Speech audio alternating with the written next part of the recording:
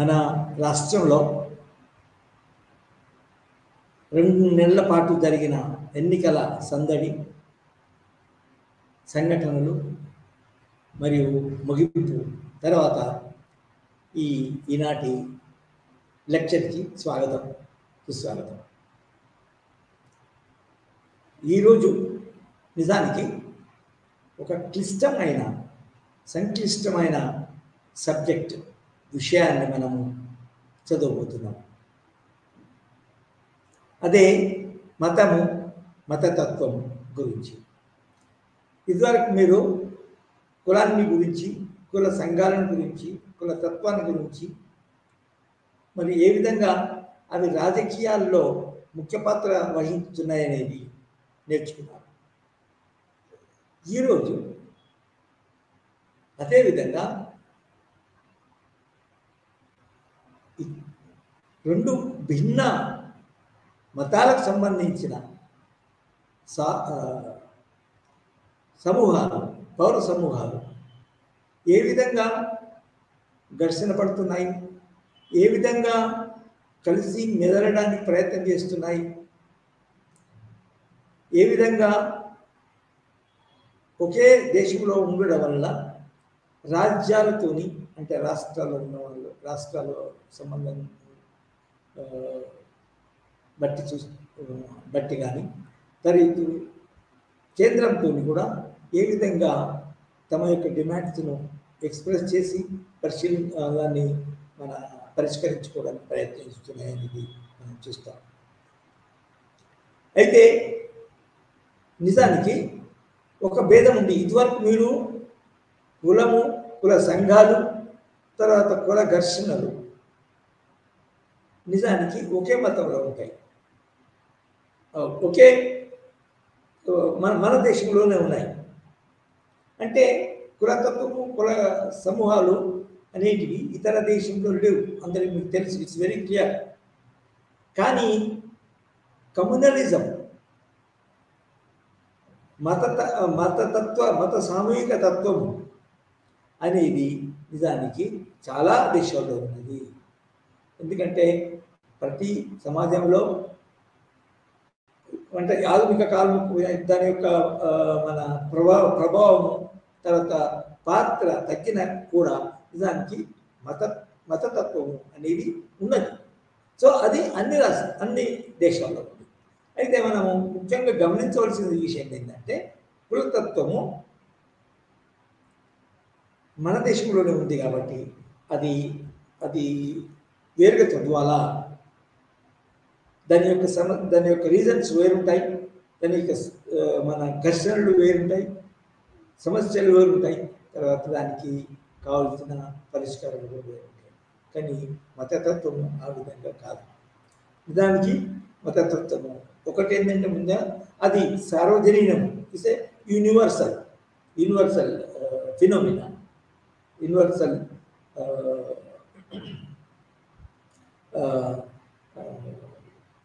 Ideology. నిజానికి మనం కొంచెం బ్రీఫ్గా వనికి చూస్తే కనుక అసలు ఒక కాలంలో రిలీజన్ ఒక దేశంలో అన్నిటినీ డామినేట్ చేసింది. రిలీజన్ని మన బోధించే వాళ్ళు, ఉదాహరణ మన దేశంలో ఋషులు, అసలు పాలిటిక్స్ ఎట్లా ఉండాలా, ఆర్థిక మన రంగం ఎలా ఉండాలా, తర్వాత సామాజిక సాంస్కృతిక రంగం ఎలా ఉండాలా అని ఋషులు బోధించారు. తర్వాత యాక్చువల్ కార్యక్రమాలలో రాజులు నిర్ణయాలు తీసుకున్నప్పుడు ఎటువంటి నిర్ణయాలు తీసుకోవాలనేది పూజారులే, మన ఋషులే దాన్ని చెప్పారు. సో అది నిజానికి అన్ని దేశాల్లో ఉంది. ఫర్ ఎగ్జాంపుల్ వెస్టర్న్ కంట్రీస్లో క్రిస్టియానిటీ చాలా డామినేటింగ్ రిలీజియన్ ఉన్నప్పుడు దానికి సెంటర్ అయిన పోప్, వాటికన్ సిటీలో ఉండే పోప్, అతను నిజానికి రాజులను శాసించేది, రాజులకు ఆదేశాలు ఇచ్చింది.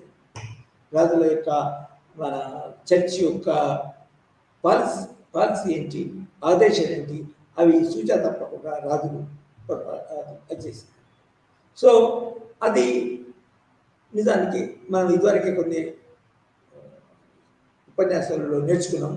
ఏంటంటే అది మెల్లిమెల్లిగా అసలు ఫస్ట్ మన చర్చ్ నుంచి రిలీజియన్ నుంచి అది రాజ్యం వేరైంది.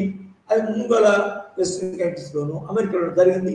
తర్వాత దాని ప్రభావం నిజానికి ఇతర దేశాల్లో ఉండడం వల్ల, ఇతర దేశాలకు రావడం వల్ల నిజానికి మన ఈ రిలీజియన్ యొక్క ప్రభావం కంట్రోలు దానికి మన సామ్రాజ్యవాద కాలంలో, కలోనియల్ పీరియడ్ వలస కాలంలో దానికి కూడా ఆ మన మతం, రాజకీయాలు, పౌర సంబంధాలు, రాజకీయ సంబంధాలు శాసించే పీరియడ్ పోయినాయి. సో అంటే ఫర్ ఎగ్జాంపుల్ మనకు తెలిసిన చాలా దేశాలు, ఏషియా దేశాలు, మనం సామ్రాజ్యవాద దేశాలు, వెస్ట్రన్ సామ్రాజ్యవాద దేశాలు ఉండడం వల్ల ఆ కాలంలో నిజానికి వెస్ట్రన్ ఐడియాస్ రావడం వల్ల నిజానికి అవి మన దేశంలో కూడా నిజానికి వేరే మన సెక్యులర్ ఐడియాస్ రావడం జరిగింది. అంటే రాజ్యము, ప్రభుత్వము ఇది మన రిలీజియన్ దూరం ఉండాలా. దాని తర్వాత అన్ని రిలీజియన్ను సరిగా పోషించాలా సెక్యులర్ స్టేట్. అయితే అది కొన్ని దేశాల్లో మొదటి నుంచి రిలీజియన్ ప్రాతిపదికగా మన పాలసీస్ చేయడం, అసలు ప్రభుత్వాలు ఏర్పడడం ఉన్నది. కానీ చాలా మట్టికి చాలా దేశాల్లో మాత్రం, ఎక్కువ దేశాల్లో మాత్రం, మెజారిటీ దేశాలు మాత్రం అది పోయిందని చెప్పాలి. ఈ మన పాకిస్తాను అది వేరే దేశంగా ఉండాలని మహమ్మద్ అలీ జిన్నా తర్వాత ఇతరుల నాయకత్వంలో అది మన పాకిస్తాన్ తర్వాత ఇస్లాం మత తత్వంపై ఆధారపడి ఏర్పడాలని, తర్వాత ఇస్లాం యొక్క సూత్రాలతోని, పాలసీలతోని, మతంతోని ఆ సమాజం ఏర్పడాలని వాళ్ళు కొట్టడం. సో అది వేరు. కానీ దాని తర్వాత మన దేశం మాత్రం, భారతదేశం మాత్రం, ఇండియా మాత్రం దానికి ఒక సెక్యులర్ స్టేట్గా, అంటే మతతత్వ ఆధారిత రాజ్యాంగము కానీ పాలసీలు కానీ ఉండకుండా ఇది మన రాజ్యాంగము రూపొందించబడింది. అది కూడా మీకు తెలుసు. సో ఇది నిజానికి దీని విషయమే మనం ఇవాళ చదువుకుంటాం. అయితే కమ్యూనలిజము తర్వాత మతతత్వము అంటే నిజానికి ఏంటి, దాని యొక్క డిఫరెన్స్ ఏంటి, దాని యొక్క నిర్వచనం ఏంటి అంటే మన స్కాలర్స్ గాను విద్యార్థులు గాను దాన్ని ఏ విధంగా అర్థించాలా, ఏ విధంగా నిర్వచించాలంటే తెలుగులో మనం తెలుసుకుంటుంది కాబట్టి ఇంగ్లీష్లో కమ్యూనలిజం అని అందరూ అంటారు. నిజానికి కొందరు చదువురాని వాళ్ళు కూడా అది మతానికి సంబంధించింది కాబట్టి అందరు ఇంగ్లీషు మనం రైల్ ఎట్లా వాడతామో, ట్రైన్ ఎట్లా వాడతామో అది కమ్యూనలిజం అంటే మతతత్వం అని అర్థం చేసుకోవాల్సి ఉంటుంది. అది అర్థం చేసుకొని అందులో అట్లా అలాగనే మాట్లాడతారు కాబట్టి. సో కమ్యూనలిజం అంటే రిలీజియస్ కమ్యూనలిజం అంటే రిలీజియస్ కమ్యూనలిజం, అది కులతత్వం కాదు, ఇంకే తత్వం. అయితే ఏంటంటే ఇందులో ముఖ్యమైనదంటే సామూహికతా తత్వం. అంటే ఒక రిలీజియస్ కమ్యూనిటీ ఒక మతాన్ని ఆ మతాన్ని అనుసరిస్తూ ఏర్పరచుకున్న నమ్మకాలు మరియు పాటించే సూత్రాలు, తర్వాత ఇతర మతస్థులతోని అవలంబించే పద్ధతి. సో ఇవి మన యొక్క నిర్వచనంలో ముఖ్యంగా వస్తాయి. సో కమ్యూనలిజం అంటే ఏంటి? ఒక మతానికి చెందిన పౌరులు, వ్యక్తులు ఆ మతం యొక్క నమ్మకాలతో ప్రభావితం అయ్యి తర్వాత ఆ మతం యొక్క భావాలతో సూత్రాలను తమలో ఇమిడించుకొని ఏర్పరచుకున్న నమ్మకాలను నిజానికి నమ్మకాలతో పాటు అవే సరి అని తర్వాత అవి ఆ రిలీజియస్ నమ్మకాలకు కట్టుబడి ఇతర అంశాలు అర్థం చేసుకోవాలా, ఇతర అంశాలను పాటించాలా, ఇతర అంశాలను రూపొందించాలా, ఇతర అంశాలకు సంబంధించిన విధానాలను రూపొందించాలని భావించడం.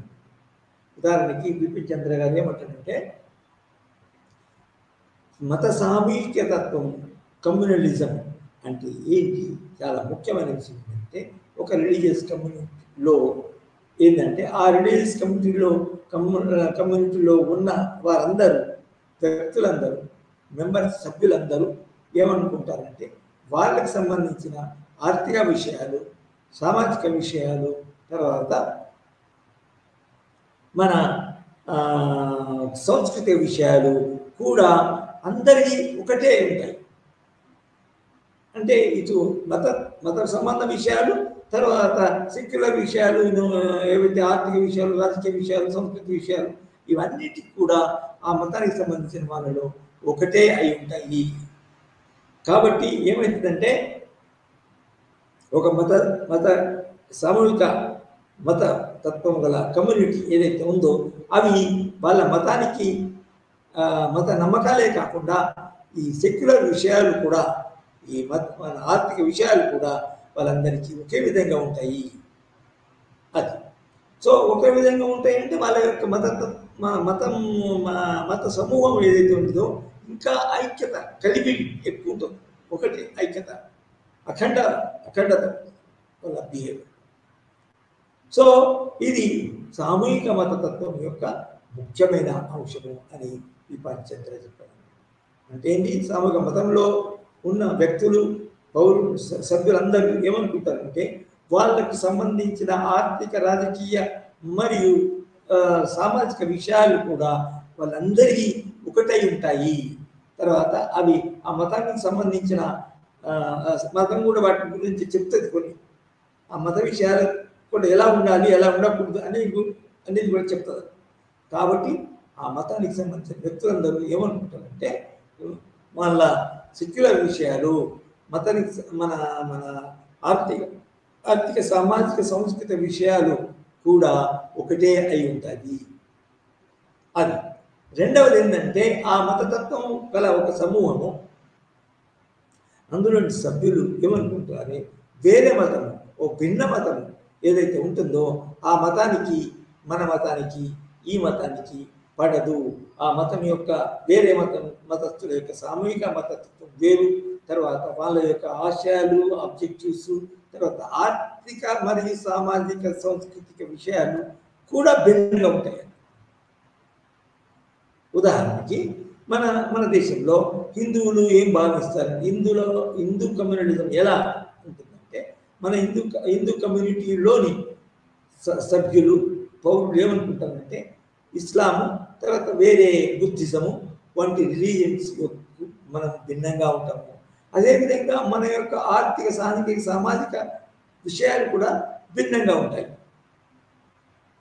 ఈ రిలీజన్లో ఉండే ఆర్థిక విషయాలు, సామాజిక విషయాలు ఒకటైతే అవి మన ఇస్లాంలో కానీ, తర్వాత బుద్ధిజంలో కానీ, ఇంకా వేరే ఇజంలో ఉన్న ఆర్థిక, సాంఘిక విషయాలు భిన్నంగా ఉంటాయి.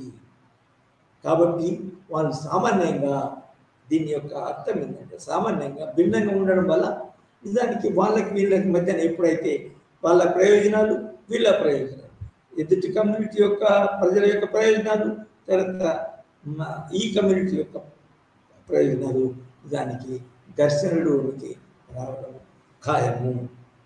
భిన్నంగా ఉండడం వల్ల నిజానికి వాళ్ళని దూరం ఉంచుకోవాలి. సో ఆ విధంగా ఉన్నప్పుడు ఏం చేస్తుందంటే ఓ రిలీజియస్ కమ్యూనిటీని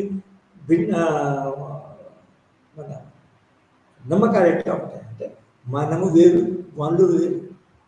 కాబట్టి మనకు వాళ్ళు ఇతర మతం యొక్క పౌరులు, సభ్యులు మనకి శత్రువులు. కాబట్టి ఎప్పటికై వాళ్ళు మనం దగ్గరికి రాలేదు, వాళ్ళని దూరం కొట్టాలా. మనం ఏదైనా అడిగితే మన యొక్క మతానికి సంబంధించిన ఆర్థిక, సామాజిక విషయాల గురించి మనం రాజ్యం అడిగినా, లేకపోతే ఇంకా వేరే ప్రపంచ సంస్థలను అడిగినా కూడా మనకు అనుకూలంగా ఉండే విషయాల్లో మనం డిమాండ్స్ ఏర్పరచుకోవాలా. మన అనుకూలంగా మన అంతర్జాతీయంగా విధానాలు రూపొందించాలా అని మనం ఒక కమ్యూనిటీ అనుకుంటారు. సో ఈ విధంగా బిపిన్ చంద్ర ఇండియా స్ట్రగుల్ ఫర్ ఫ్రీడమ్ అనే పుస్తకంలో తన యొక్క భావనలు ఎక్స్ప్రెస్ చేశారు. అయితే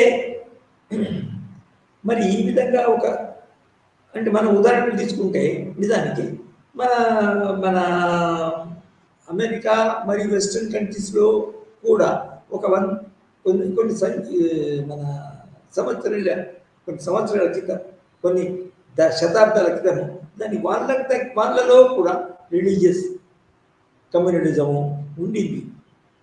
దాని తర్వాత మాత్రము రిలీజియస్ స్టేట్ చర్చి వేరే తర్వాత నిజానికి రాజ్యాలు ప్రభుత్వాలు తమ స్వతంత్రత ఎస్టాబ్లిష్ చేసుకొని మతాన్ని దూరం కొట్టిన తర్వాత వాళ్ళ రాజ్యాల్లో నిజానికి మతరహితమైన రాజ్యాంగాలు మరియు ప్రభుత్వ పాలసీలు కూడా రూపొందించుకోవాలని చెప్పచ్చు. సో వాటి యొక్క ప్రభావమే నిజానికి మన దేశాల్లో పడింది. అంటే మన దేశాల్లో ఏషియా దేశాల్లో కూడా ఇప్పుడు చాలా రాష్ట్రాలు కాదు చాలా దేశాలు నిజానికి సెక్యులర్ కంట్రీస్గా సెక్యులర్ రాజ్యాన్ని ఏర్పరచుకొని సెక్యులర్ విధానాలను నిజంగా పాటించడం జరుగుతుంది. సో ఈ విధంగా మనం సామూహిక మతతత్వాన్ని మనం అర్థం చేసుకోవాలి, కమ్యూనలిజంని అర్థం చేసుకోవాలి. అయితే ఇక్కడ వచ్చేది ఏంటంటే మతతత్వాన్ని ఏ విధంగా ఒక ఘర్షణ వాతావరణం వైపు పోకుండా కంట్రోల్ చేయాలా, ఆపాలా, మరి ఒకవైపు దేశంలో అన్ని మతాలను ప్రోత్సహిస్తూ అన్ని మతాల యొక్క ప్రజల యొక్క సంక్షేమాలను చూసుకుంటూ ఈ మోడర్న్ ఆధునిక రాజ్యం ఏదైతే ఉన్నదో అది చూసుకోవడం ఎలా అనేది నిజానికి చాలా మన క్లిష్టమైన సమస్య అని అనుకోవచ్చు. అయితే ముఖ్యంగా దానికంటే ముందు మన దేశంలో అంటే నిజానికి వేరే దేశాల్లో కూడా అసలు కమ్యూనలిజం ఏర్పడడానికి ముఖ్య కారణాలు ఏంటివి? మన దేశంలో కమ్యూనలిజం ఏర్పడడానికి హిందువులు, ముస్లింలు, బుద్ధిస్టులు, జైన్లు నిజానికి మన దేశంలో ఉన్నారు కాబట్టి, కానీ తత్వము కమ్యూనలిజము ఏర్పడడానికి మతాల మధ్యన పూర్తిగా వ్యతిరేక భావాలు ఏర్పడడానికి ముఖ్య కారణాలు ఏంటి అనేది మనం చూడాలి. అయితే వేరే దేశాల్లో అట్లా పెట్టేసేసి మన దేశంలో మాత్రము కమ్యూనలిజము బ్రిటిష్ వాళ్ళ పరిపాలనా కాలంలో డెవలప్ అయింది, ఏర్పాటైంది, వృద్ధి చెందింది అని చాలామంది రచయితలు రాశారు. ఎందుకంటే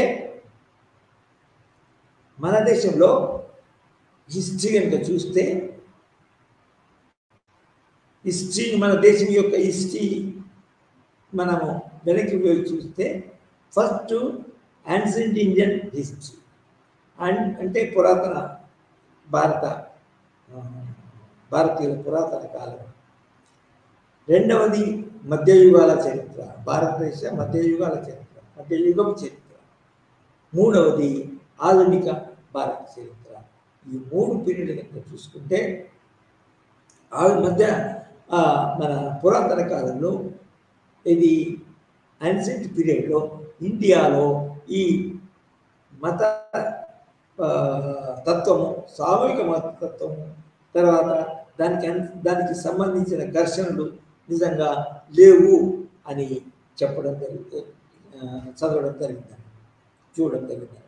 ముఖ్యంగా మనకి బిపిన్ చంద్ర అనేవాడు, లేకపోతే మరి ముఖ్యంగా మన బ్రిటిష్ కాలంలో మన ఇండియాని యొక్క పూర్వరంగము మతంలో ఎలా ఉండే ఇండియాలో అనే దాన్ని జేమ్స్ మిల్ అనేవాడు తన యొక్క పుస్తకం, ముఖ్య పుస్తకం ఆయనది అదైతే బ్రిటిష్ ఇండియన్ హిస్టరీ అనే పుస్తకాన్ని రాశాడు. హిస్టరీ ఆఫ్ బ్రిటిష్ ఇండియా అనే పుస్తకాన్ని రాశాడు. అందులో ఏమన్నాడంటే మన దేశం నుంచి మధ్యయుగ కాలంలో, అంటే పురాతన కాలంలో మత తత్వం, సామూహిక మత తత్వము, సామూహిక మత దురహంకారము లేదు అని చెప్పిలో, కానీ ఇది మన భారతదేశాన్ని, మన ముస్లిమ్స్ వచ్చిన తర్వాత, ముస్లింలు సామాన్యంగా భారతదేశంలో సుల్తాన్ ఇస్లామిక్ ఎంపైర్స్ ఏర్పరచుకున్న తర్వాత ఆ ఇస్లామిక్ కాలంలో నిజానికి బ్రిటిష్ వాళ్ళు, తర్వాత మన ముస్లిం కింగ్స్ ఇక్కడ మన ఫోర్స్ఫుల్గా హిందూ మతస్థులు కన్వర్ట్ చేయడము, వాళ్ళకి ప్రోద్బలం ఇవ్వడము, తర్వాత ఇస్లాం మతమును ప్రోత్సహించడము, ఇస్లాం మన మసీదులను, తర్వాత ఇస్లాం కల్చర్ని పెంపొందించడము, తర్వాత హిందువుల యొక్క మరియు ఇస్లామేతర ఏ రిలీజియన్ అయినా వాటిని ప్రోత్సహించకుండా తన పరిపాలన చేశారు.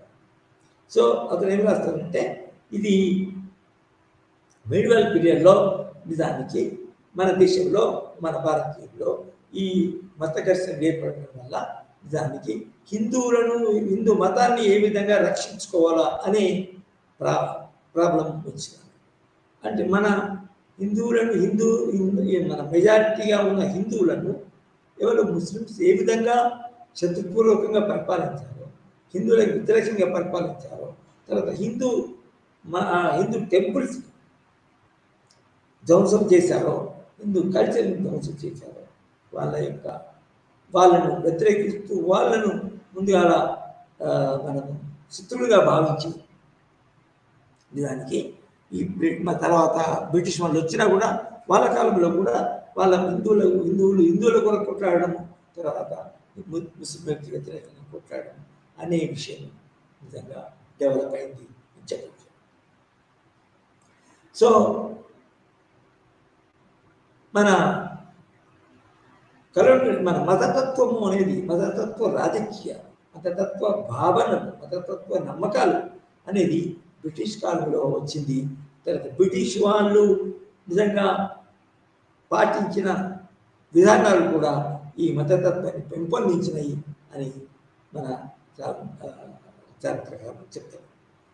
అయితే ఏంటంటే ఎందుకు వచ్చినాయి అంటే, ఎప్పుడైతే బ్రిటిష్ వాళ్ళు 1858 అంటే మన సిపాయి ముట్టిని అయిన తర్వాత, ఝాన్సీ తర్వాత మన ఇతర రాజ్యధికారాన్ని పడగొట్టిన తర్వాత, హిందువులను ఓడించిన తర్వాత బ్రిటిష్ 1858లో తన యొక్క పరిపాలన మన భారతదేశంపై డైరెక్ట్గా, ప్రత్యక్షంగా ఏర్పాటు చేసి కొనసాగించడం జరిగింది.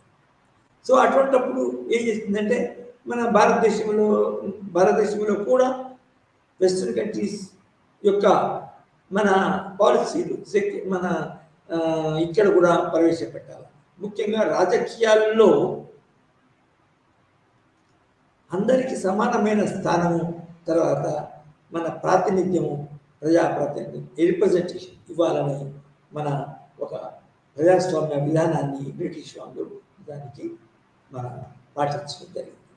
అటువంటిప్పుడు ఏమవుతుందంటే, భారతదేశంలో ఇదివరకే ఉన్న సామూహిక మతతత్వము, సామూహిక దురహంకారం, సామూహిక మతతత్వ దురహంకారం అంటే ఏంటంటే, సామూహిక మతతత్వం అనేది ఎవరిని కొట్టకుండా, ఎవరిని తెచ్చకుండా ఉండడం, తర్వాత తమ మతాన్ని తాము పాటించుకోవడం, నమ్మకపోవడం. దురహంకారం ఏంటంటే, ఎదుటి మతస్థులను నాశనం చేయాలా, ఎదుటి మతాన్ని పూర్తిగా పడగొట్టాలా, తర్వాత ఎదుటి మతస్థులను మన మతంలోనికి కన్వర్ట్ చేసుకోవాలా, తర్వాత మన మతంని మొత్తం స్థాపించాలా అనేది మతతత్వ దురహంకారం, సామూహిక మతతత్వ దురహంకారం. ఈ రెండింటి కొంచెం మనం డిఫరెన్సెస్ చూడాలి. సో అయితే ఈ బ్రిటిష్ వాళ్ళు ప్రవేశపెట్టిన ప్రాతినిధ్య సంస్థలు, కౌన్సిల్ స్టేట్స్ ఉన్నాయి కదా, ఇది 1861, 1892, 1909 ఇవన్నీ ఉన్నాయి కదా. ఇవి ఈ చట్టాలు చేసినప్పుడు ఆ చట్టాల్లో వాళ్ళు ముస్లింలకి స్థానం ఇస్తాము, ముస్లింల యొక్క ప్రయోజనాలు వేరుగా ఉంటాయి అని బ్రిటిష్ ప్రభుత్వం కూడా నిజంగా వాళ్ళని వేరుగా చూస్తారు. అయితే ముస్లిమ్స్ హిందువులు కూడా వాళ్ళ యొక్క ఇదివరకు మనం అనుకుంటాం కదా, ఒక మతానికి సంబంధించిన విషయాలు ఏవైతే ఉంటాయో అవి అందరికీ మత సభ్యులందరికీ అవి వర్తిస్తాయి. అదేవిధంగా ఆ మత సభ్యులందరికీ సంబంధించిన ఆర్థిక, సామాజిక, సాంస్కృతిక విషయాలు కూడా ఒకే విధంగా ఉంటాయి. కాబట్టి ఒక మత కమ్యూనిటీ, ఒక రిలీజియస్ కమ్యూనిటీ, ఒక సామూహిక మతతత్వ కమ్యూనిటీ అనేది నిజానికి భారతదేశంలో కూడా తమ యొక్క ప్రయోజనాలు, భారతదేశ కలోనియల్ కాలంలో, వలస కాలంలో కూడా, సామ్రాజ్యవాద ఫేజ్లో కూడా అవి పెంపొందడం జరిగింది. హిందువుల కోసము పాకులాడడం, వాళ్ళ ప్రయోజనాలు ఈ విధంగా ఉంటాయి. సో ఈ విధంగానే బ్రిటిష్ ప్రభుత్వము పాలించాలా అని.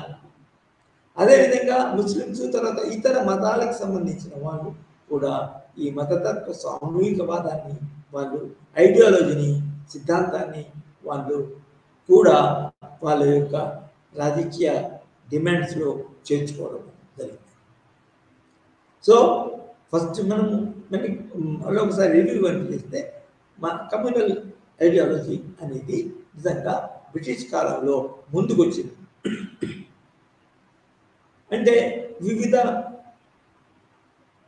ఇతర విషయాలు కూడా ఈ మతానికి సంబంధించినంత వరకు ఒకటే ఉంటాయి, వేరుగా ఉండవు. కాబట్టి ఒక మతానికి సంబంధించిన సభ్యులందరూ మన ఆర్థిక, సామాజిక, సాంస్కృతిక విషయాలు కూడా కలిసి వాళ్ళని మనం సాధించుకోవాలా, మన ప్రయోజనాలను నెరవేర్చుకోవాలా అనే భావన కూడా జరిగింది. అయితే ముఖ్యంగా రాజకీయాల్లో వాళ్ళ పాత్ర వహించినప్పుడు వాళ్ళు ఏం డిమాండ్ చేశారు, ముస్లిమ్స్ ఏం డిమాండ్ చేసేదంటే ఫస్ట్ వాళ్ళ మతస్థుల యొక్క సంక్షేమము, వాళ్ళ మతం యొక్క విద్య, వాళ్ళ మతస్థుల యొక్క మన జాబ్స్ అంటే ఉద్యోగాలు నిజానికి వాళ్ళకు రావాలంటే, నిజానికి వేరే మతస్థులకు, హిందూ మతం పోకుండా ఉండాలంటే మాకు రిజర్వేషన్ కూడా కలిగించాలా. హిందూ బేస్ ముస్లిమ్స్ ప్రాతిపదిక మీద, ముస్లింల యొక్క మన జనాభా ప్రాతిపదిక మీద నిజానికి అవి ఈ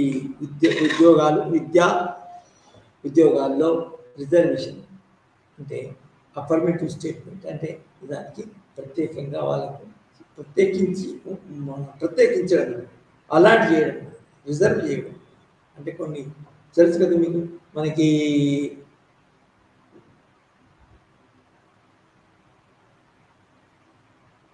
ట్రైన్లో మనం టికెట్ కొనుక్కున్నప్పుడు మన బర్త్ రిజర్వేషన్.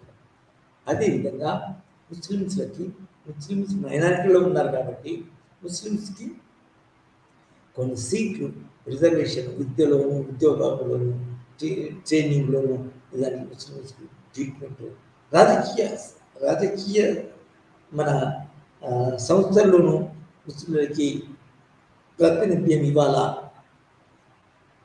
ప్రత్యేకించి సీట్లు, స్థానాలు రిజర్వ్ చేయాలా అని కొట్లాడడం జరిగింది. సో అది బ్రిటిష్ ప్రభుత్వాలు 1858 నుంచి తమ భారతదేశాన్ని పూర్తిగా మన ఆధీనంలోనికి తీసుకొని డైరెక్ట్గా పరిపాలన మొదలు. అప్పటి నుంచి దానికి బ్రిటిష్ వాళ్ళు ఐక్యంగా ఉంచలేదు. వాళ్ళ ఐక్యతను, మత ఐక్యతను దానికి పెంపొందించలేదు. దానికి ఒక డిస్టెన్స్నే వాళ్ళు ప్రమోట్ చేశారు. నిజానికి కొన్ని సమయాల్లో, కొన్ని సందర్భాల్లో నిజానికి భారతదేశంలో ఉన్న వివిధ మతస్థులు కూడా, భారతదేశంలో ఉన్న వివిధ మతస్థులకు సంబంధించిన పౌరులు, మెంబర్స్ నిజానికి ఐక్యమైతేనే నిజానికి మన దేశం నుండి ఇస్లాంని మన సారీ మన బ్రిటిష్ సామ్రాజ్యవాదులని బ్రిటిష్ ప్రభుత్వాన్ని బయటికి వెళ్ళగొట్టొచ్చు అనే భావన నిజానికి కలిగింది. అట్లా చేయాలంటే నిజానికి ఇండియాలో ఉన్న ముస్లిమ్స్, తర్వాత ఇండియాలో ఉన్న హిందూస్ అందరు కలిసి ఒక మన ఈ బ్రిటిష్ సామ్రాజ్యవాదానికి బ్రిటిష్ వలస ప్రభుత్వానికి వ్యతిరేకంగా పోరాడి భారతదేశానికి స్వతంత్రం సంపాదించుకోవాలని కూడా ఒక మూమెంట్ ఉండే. ఫర్ ఎగ్జాంపుల్ ఖిలాఫత్ పర్టికులర్గా అంతర్జాతీయ స్థాయిలో ఖిలాఫత్ మూమెంట్ అనేది వచ్చింది.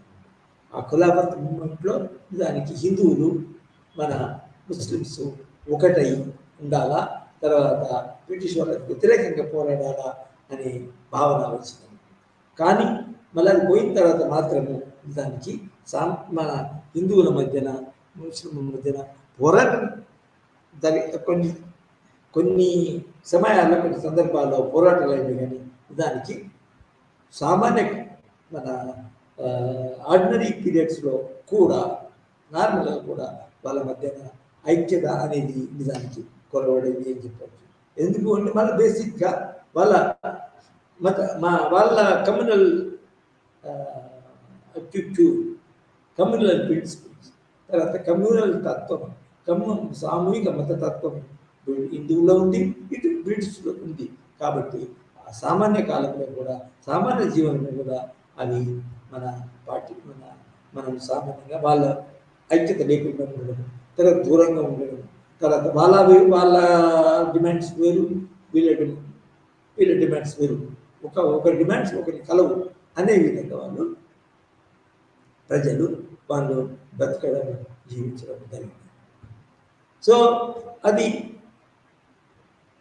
రాజ్యాంగం ఏర్పడేంత వరకు 1940s వరకు కూడా బ్రిటిష్ వాళ్ళు పోయిన తర్వాత కూడా మనం రాజ్యాంగం రచించినప్పుడు కూడా ఈ విషయము నిజానికి చర్చలోకి వచ్చింది. ఈ సమస్యపై నిజంగా పౌరుల యొక్క విభిన్న మతాల సమూహాలు ఉన్న ఇండియాలో దానికి ఈ సమస్య ఎలా ఉంటుందని దాని మీద బాగా చర్చ చేయడం జరిగింది. సో ఆఖరికి ఏమిటంటే ముఖ్యంగా ముస్లింలు పోరాడి డిమాండ్ చేసి వాళ్ళకి ఏ విధంగా పాకిస్తాన్ అనే రాజ్యాన్ని ఏర్పరచుకున్న తర్వాత భారతదేశంలో మిగిలిన ముస్లిమ్స్, మిగిలిన ఉన్న హిందువులు, తర్వాత బుద్ధిస్టులు, తర్వాత జైన్లు మరియు సిక్కులు దానికి అందరూ ఉన్నారు. కాబట్టి వారిలో మధ్యన ఘర్షణ లేకుండా ఒక ప్రభుత్వము, రాజ్యము ఏర్పాటు కావాలా, తర్వాత దాని యొక్క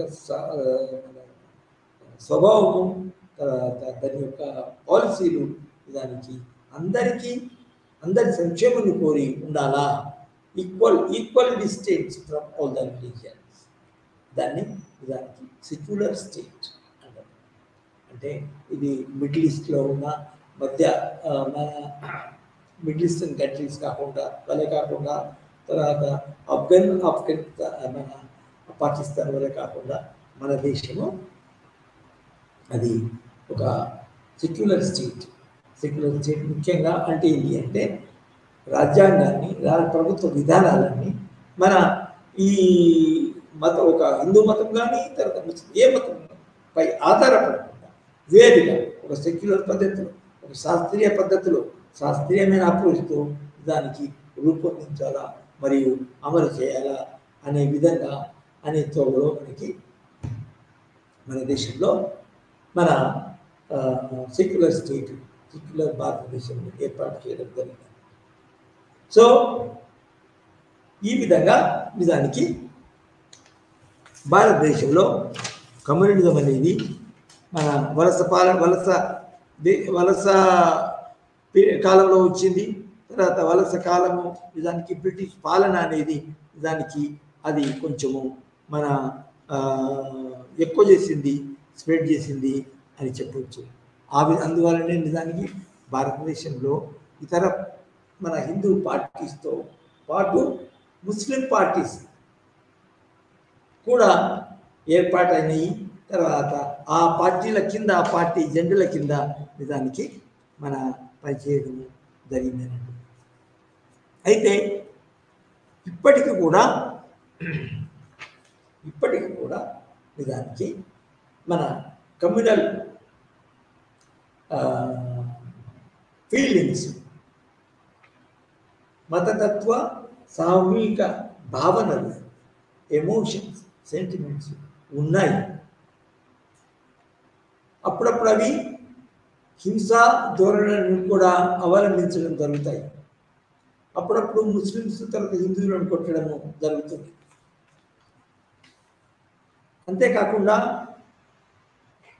మన స్వాతంత్రం వచ్చిన తర్వాత కూడా మనకి హిందువులు మన ఇండియాలో ఉన్న భారతదేశంలో ఉన్న మతతత్వ సమూహాలు, కమ్యూనిటీసు తమ యొక్క మతస్థులకి తమ మతస్థులకి మతం యొక్క సభ్యులకి న్యాయం జరగడం లేదని, మన మతం మీద ఆధారపడి మన ఒక వేరే రాజ్యాన్ని ఏర్పాటు చేసుకోవాలని భావనలు కలిగి ఆ వేరే రాజ్యాన్ని ఏర్పాటు చేసుకోవడానికి పోరాటాలు కూడా చేయడం జరిగింది.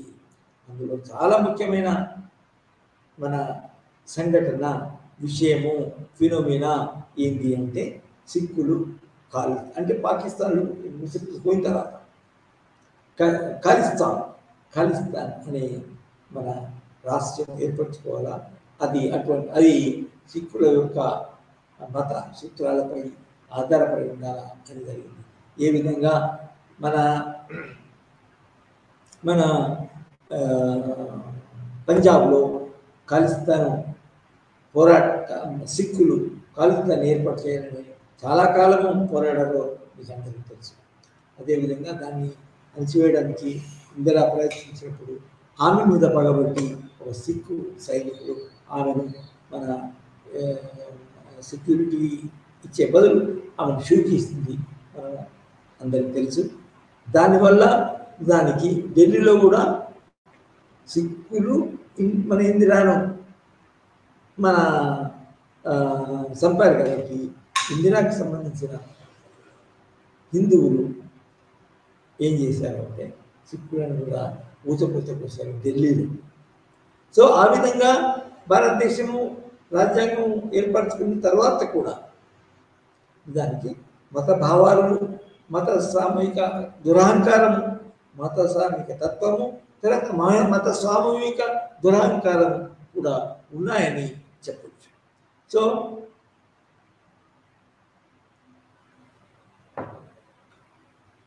మనము అర్థం చేసుకోవాల్సింది అంటే ఇవి నిజంగా ఏ విధంగా కలిసి ఉన్నాయి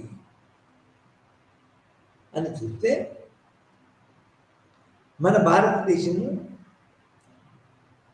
రాజ్యాంగం ప్రకారం ఒక సెక్యులర్ స్టేట్గా ఉండాలని రాజ్యాంగ రచయితలు నిజంగా నిర్ధారించారు, అది చేశారు. అదే ఆ సెక్యులర్ స్టేట్ అంటే ఏంటి అంటే నిజానికి మన భారతదేశం మన ప్రియంబులో ఉన్నది. We the people of India have declared to constitute India into a sovereign secular socialist state. That's the stash. ఒక సెక్యులర్ స్టేట్ ఏర్పరచుకున్న తర్వాత భారతదేశం నిజానికి సెక్యులర్ పాలసీ అంటే అన్ని రిలీజియస్ అన్నిటికీ దూరంగా ఉండడము, అది తమ పాలసీలను రూపొందించుటలో అంటే ఒక మన క్యాబినెట్ ఫార్మేషన్లోను, తర్వాత రాజకీయాల మన ఒక పార్టీ మన సీట్లను ఇవ్వకపోవడం, ఇదంతా నిజానికి మత ఆధారిత మన పాలసీలు నడవవు. డిస్క్రిమినేషన్ ఉండదు, మత ఆధారిత డిస్క్రిమినేషన్ అంటే విచక్షణ, అందరికీ సమానంగా ఏ మతస్థులకైనా కూడా ఒకే విధంగా ఉండాలా. అదేవిధంగా అన్ని మతస్థులను సమానంగా వాళ్ళకి అనుసరణను బట్టి అన్ని మతస్థులు సమానంగా ప్యాటర్నేజ్, ప్రోత్సాహము, రక్షణ ఇవ్వాలా. అందుకొరకే ఈరోజు మన ఈ భారతదేశంలో దానికి ముస్లిం మైనారిటీస్కి రక్షణలు ఉన్నాయి. తర్వాత ఉదాహరణకి ముస్లిం మతస్థులు నిజానికి వాళ్ళు మన వాళ్ళ యొక్క హోలీ ప్లేస్ మక్కా నిజానికి పోవడానికి నిజానికి ప్రభుత్వాలు కేంద్ర ప్రభుత్వము మరియు రాష్ట్ర ప్రభుత్వాలు మన వాళ్ళకి ఆర్థిక సహాయం చేసి వాళ్ళు మన మన సురక్షితంగా పోయి మక్కా విజిట్ చేసి మళ్ళీ సురక్షితంగా రావడానికి అనేక కావాల్సిన అన్ని వసతులు అన్ని పరిస్థితులను కల్పించడం జరుగుతుంది. అదేవిధంగా అన్ని మతాల యొక్క హక్కులను అంటే మన రాజ్యాంగం ప్రకారం రాజ్యాంగంలో ప్రేమలో రాసుకున్న ప్రకారం నిజానికి అన్ని మతస్థులు తమ యొక్క మతాన్ని మన అవలంబించి మనకి ఇష్టమైన మతాన్ని అవలంబిస్తూ తర్వాత దాని విధాలను దాని సూత్రాన్ని ప్రచారం చేస్తూ గడపవచ్చు అని మనం రాజ్యాంగంలో రాసుకోవాలి. సో ఈ విధంగా మన భారతదేశంలో కమ్యూనిజం ఏదైతే ఉందో ఒక రకంగా నిజంగా మన ఒక ఖాళీస్థానం తప్ప అన్ని విధాల నిజంగా మంచిదే అని చెప్పవచ్చు. అయితే అప్పుడప్పుడు ఘర్షణలు కూడా జరుగుతున్నాయి అనేది కూడా మనం చూస్తాం. అవి ఎందుకు జరుగుతున్నాయి?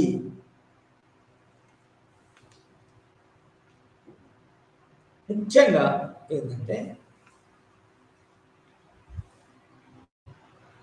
ఆర్థిక సామాజిక సాంస్కృతిక వనరులు ఏవైతే ఉన్నాయో వనరులు మాకు కావాలా అనే సమస్య వచ్చినప్పుడు సామాన్యంగా ఏం చేస్తున్నారంటే హిందువులకు కావాల్సిన వనరులు ముస్లిమ్స్ తీసుకుంటున్నారు. ముస్లింలకు సంబంధించిన వనరులను మన ఆర్థిక సహాయాన్ని హిందువులు ఎక్కువ తీసుకుంటున్నారు అనే రావడం జరుగుతుంది. అయితే ఒక మతం ఏం ఫీల్ అవుతుంది అంటే అరే మాకు వచ్చేవి ఇతరులకు పోతున్నాయి. రాజ్యం నిజానికి ఇది ఇస్లాం రాజ్యమా? ఒక వీడియోలో చూశాను కూడా అతను అసలు అన్ని వసతులు ప్రత్యేక కార్యక్రమాలు ముస్లిమ్స్ కోసం చేస్తున్నారు. ఇది ఇస్లాం చేస్తామా తర్వాత సెక్యులర్ స్టేటా ఏంది ఇది అని మన భారత రాజ్యాన్ని మరియు మన భారత రాజ్యంలో ఉన్న రాష్ట్రాలను అతను విమర్శించడం జరిగింది. అంటే నిజానికి ఏంటంటే మైనారిటీలో ఉన్న వాళ్ళను నిజానికి జరిగింది ఏంటంటే మైనారిటీ సంఖ్యలో ముస్లిమ్స్ ఉన్నారు కాబట్టి వాళ్ళకి రక్షణ కల్పించడం జరిగింది. అంతే వాళ్ళు చేసినట్టు కాదు. అంటే హిందువులు చాలా మెజారిటీలో ఉన్నారు, వాళ్ళకి వనరులు ఉన్నాయి, తర్వాత వాళ్ళకి గుళ్ళు గోపురాలు ఉన్నాయి. అయితే వాళ్ళు మెజారిటీలో ఉండడం వల్ల ప్రభుత్వాలు కూడా వాళ్ళకి సంబంధించిన వాళ్ళే అధికారంలో మరి సభల్లోనూ ఉన్నారు. కాబట్టి వాళ్ళు ప్రత్యేకంగా ఏం చేసినట్టు కనబడడం లేదు. కానీ ముస్లింలకి ఇట్లా చేయడం జరుగుతుంది అనేది దాని జవాబు కూడా వచ్చింది. అంటే ముస్లింలకి మన ముస్లిం సంక్షేమం గురించి వాళ్ళ యొక్క మన మతాన్ని రక్షించడం గురించి కానీ వాళ్ళు మతం అవలంబించుకుంటూ వాళ్ళని ప్రోత్సహించడం కానీ తప్పు కాదు అని దానికి మన భారత ప్రభుత్వాలు భావించినాయి. అయితే ఈ మత సంఘటనలు మరి భవిష్యత్తులో కాకుండా ఏ విధంగా మనం మత అవలంబనకి మత స్వేచ్ఛ ఇచ్చామో ఇచ్చినప్పుడు సామాన్యంగా ఎవరి మతం వాళ్ళు ప్రచారం చేసుకోవడం జరుగుతుంది. ఎవరి మతం వాళ్ళు తమ మతం యొక్క వ్యాప్తి చెందాలా, తమ మతంలో ఉన్న మెంబర్స్ పాపులేషన్ ఎక్కువ కావాలా అని చూసుకోవడం జరుగుతుంది. అంటే మత సామూహిక తత్వము, మత దురహంకారం నిజానికి కొనసాగుతుంది అని. సో ఆ రకంగా కొనసాగినప్పుడు భారతదేశం భారత ప్రభుత్వం తర్వాత రాష్ట్ర ప్రభుత్వాలు ఎటువంటి విధానాలను అనుసరించాలా అనేది మనకి ఒక సమస్యగా మారింది. సో ఆ సమస్య నుంచి అనేదానికి ఇప్పుడు మనం మాట్లాడుతాం. అంటే ఎందుకంటే మత భేదాలు ఉండడం వల్ల ఆ మతభేదాలు ఉంటేనే మా మతాన్ని మేము రక్షించుకుంటాం కాబట్టి మతభేదం ఆ ఇతరుల మతాలకి మా మతాలకి డిఫరెన్స్ ఉంది కాబట్టి దానికి జీవనం కూడా అలాగనే ఉంటుంది. అంటే సమాంతరంగా అన్ని మతాలకు ఉన్న ప్రజలు వాళ్ళు జీవించడం జరుగుతుంది. కొన్ని పరిమితులతో కొన్ని హక్కులతో జీవించడం జరుగుతుంది. ఆ విధంగా జీవించడం వల్లనే జీవించాలనే మన భారత రాజ్యాంగం బోధిస్తుంది. సో అదేవిధంగా మతతత్వం కూడా పోయేటట్టు ఏం చేయాలా అనేది దానికి మన భారత ప్రభుత్వానికి తర్వాత రాష్ట్రాలకి మన ఒక ఛాలెంజ్గా మారింది. అయితే నిజానికి ఏం చేయాలా అనేది ఏంటంటే చూస్తే ఫస్ట్ ఏంటంటే అన్ని మతాలని సమానంగా చూడడము, ఈక్వి డిస్టెన్స్ మెయింటైన్ చేయడము. సామాన్యంగా మెజారిటీ హిందువులు ఉంటే ఏమి జరుగుతుందంటే మెజారిటీ మెజారిటీ అసెంబ్లీలో కూడా ఉండడం జరుగుతుంది, పార్లమెంట్లో ఉండడం జరుగుతుంది, క్యాబినెట్లో ఉండడం జరుగుతుంది. ఇక యాదృచ్ఛికంగా సహజంగా అది వస్తుంది అన్నట్టు. సో అదొక పరిస్థితి. దాన్ని మెజారిటీ వాళ్ళ పరిణామాన్ని ముస్లిమ్స్ నిజంగా అనుకోకూడదు. ఇంకా వాళ్ళ మెజారిటీ కాబట్టి మెజారిటీ ఆ ప్రపోర్షన్కి సామాన్యంగా క్యాబినెట్లో అసెంబ్లీలో వాళ్ళ యొక్క సంఖ్య ఎక్కువ ఉంటుంది. ఆ సంఖ్యను చూసి దానికి మెజారిటీ రూల్ మెజారిటీ డామినేషన్ ఉందని దానికి ఇతర మతస్థులు దానికి అనుకోకూడదు. కానీ అనుకుంటున్నారు కాబట్టి దానికి అది సరైనది కాదని మనం బోధించాలి, తర్వాత ప్రచారం చేయాలి. అయితే ఎటువంటి పాలసీలు అనుసరించాలంటే ఫర్ ఎగ్జాంపుల్ అందరికి ఇస్లాంలో అందరికీ వాళ్ళ యొక్క హోలీ ప్లేస్ అయిన మక్కకు పోవడానికి సమర్థత లేకపోతే, ఆర్థిక సామర్థ్యం లేకపోతే దానికి కొన్ని మన దేశము తర్వాత దేశంలో ఉన్న రాష్ట్రాలు ముస్లింస్కి సహాయం చేయకూడదు, ఆర్థిక సహాయం చేయకూడదు. అదేవిధంగా వాళ్ళు మన మక్కా వరకు ప్రయాణించి సురక్షితంగా పోయి సురక్షితంగా రావడానికి కూడా కావలసిన రక్షణ, పోలీస్ రక్షణ వాళ్ళకు ఇవ్వడం జరుగుతుంది. తర్వాత మన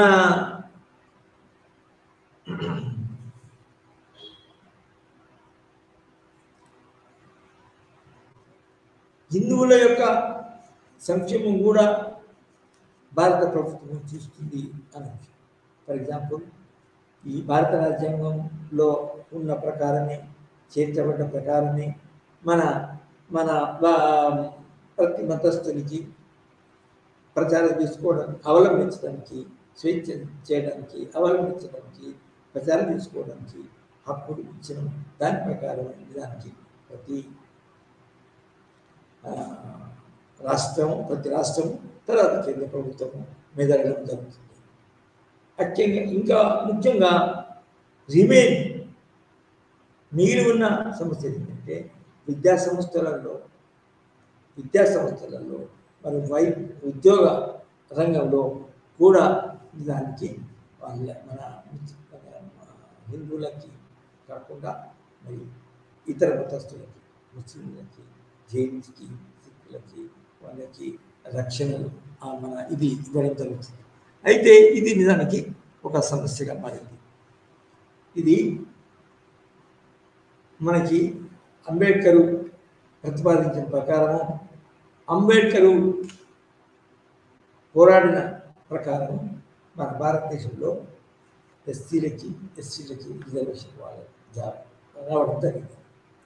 అయితే ఏమైతే జరిగిందంటే ఇది హిందువులలో మన అస్పృశ్యంగా పరిగణించబడిన వాళ్ళు చాలా కాలం వాళ్ళు వెనుకబాటుతనం వచ్చింది కాబట్టి వాళ్ళు అకస్మాత్తుగా భారతీయ విధానాల్లో, భారతీయ సంక్షేమ కార్యక్రమాల్లో వాళ్ళు పాల్గొనలేరు.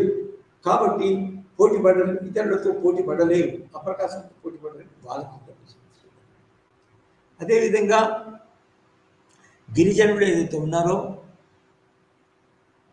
గ్రామాలకి దూరంగా ఉన్నారో, అడవులలో నివసించారో, ఆ వాళ్ళకు కూడా వాళ్ళు జీవించడం వల్ల దానికి వాళ్ళ డెవలప్మెంట్ కూడా పూర్తిగా కుంటుపడింది.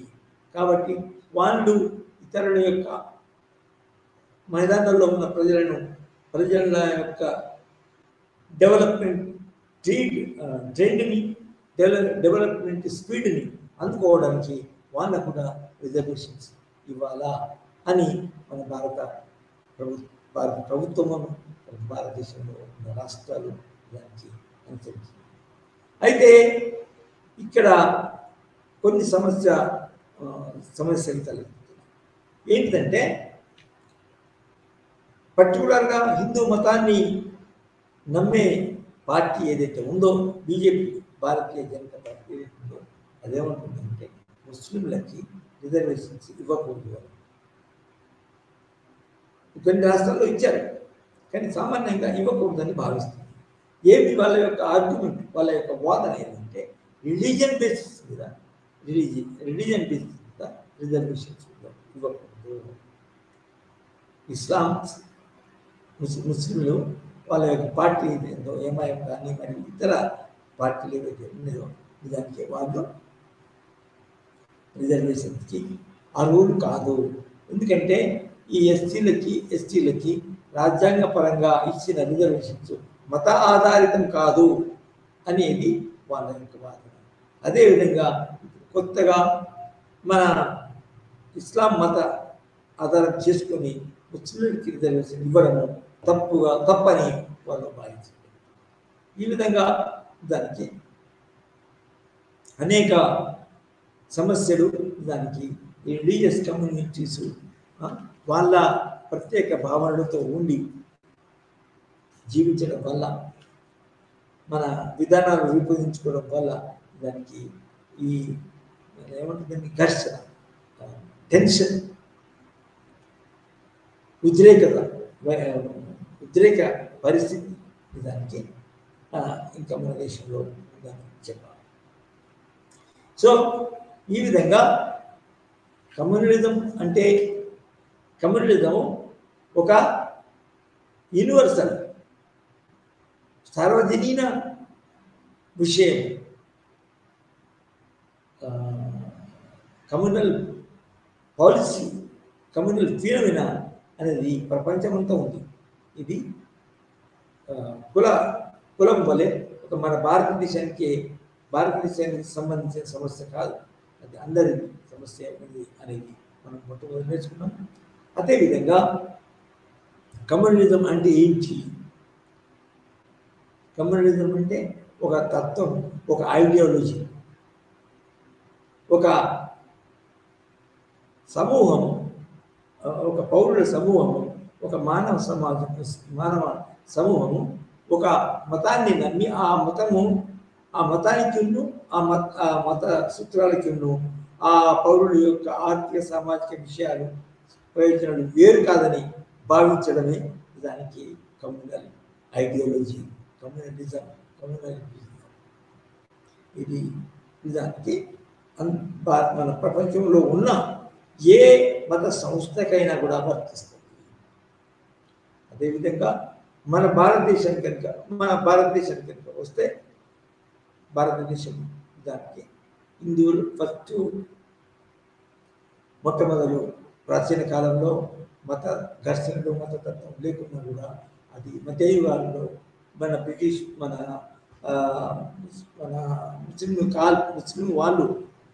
ముస్లిం ఆధారిత రాజ్య విధానాలతో, రాజ్యాంగంతో మనం పాలించినప్పుడు వాళ్ళు సామాన్యంగా హిందూ మతస్థులకు సంబంధించిన టెంపుల్స్ ధ్వంసం చేయడం జరిగింది.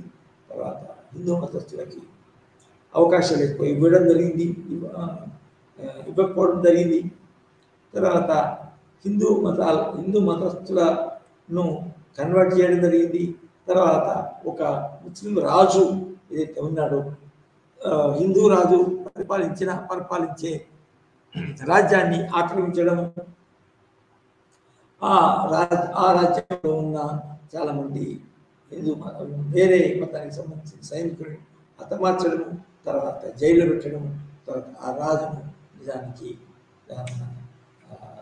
బంధించి జైలు పెట్టడము సామాన్యంగా జరిగింది. సో ఈ మతతత్వం నిజానికి అన్సెంట్ పీరియడ్లో లేకున్నా కూడా మధ్యయుగంలో ఎక్కువ అయిందని చాలామంది రచయితలు భావించి రాశారు. అయితే ఈ మన భారతదేశంలో మాత్రము ఈ మతతత్వం అనేది నిజంగా బ్రిటిష్ కాలంలో బ్రిటిష్ వాళ్ళు పాటించిన మన విధానాల వల్ల నిజానికి డెవలప్ అయిందని చాలామంది రచయితలు, ముఖ్యంగా మన ఈ పుస్తకం జేమ్స్ మిల్ అనే రచయిత రాశాడు.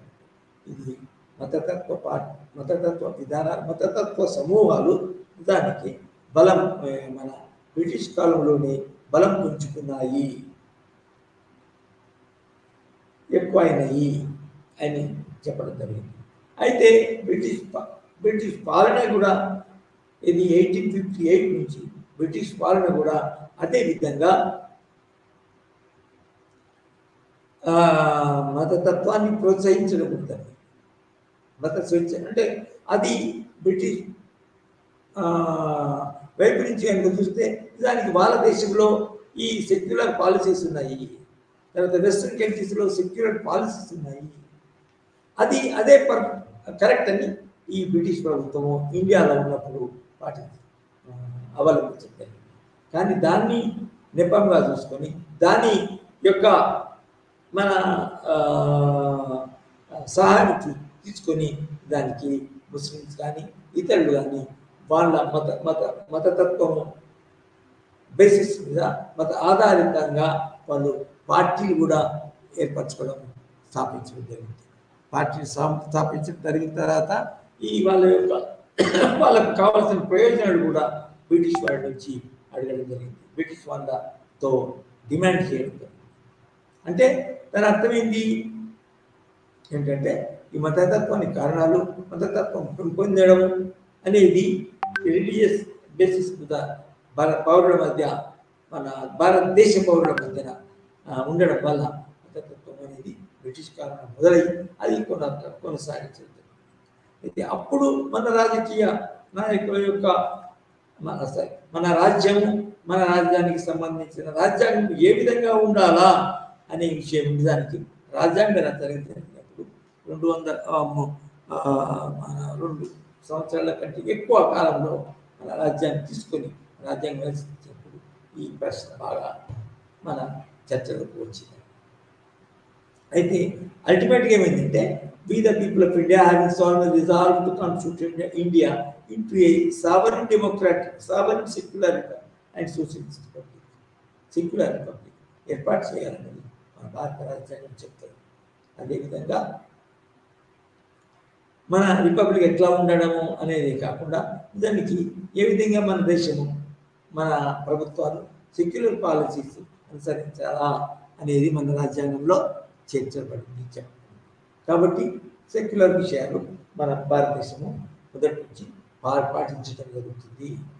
సో సెక్యులర్ విషయాలు ఏంటంటే మతతత్వాన్ని మన అవలంబించకూడదు. అదే రాజ్యం విధానాలు,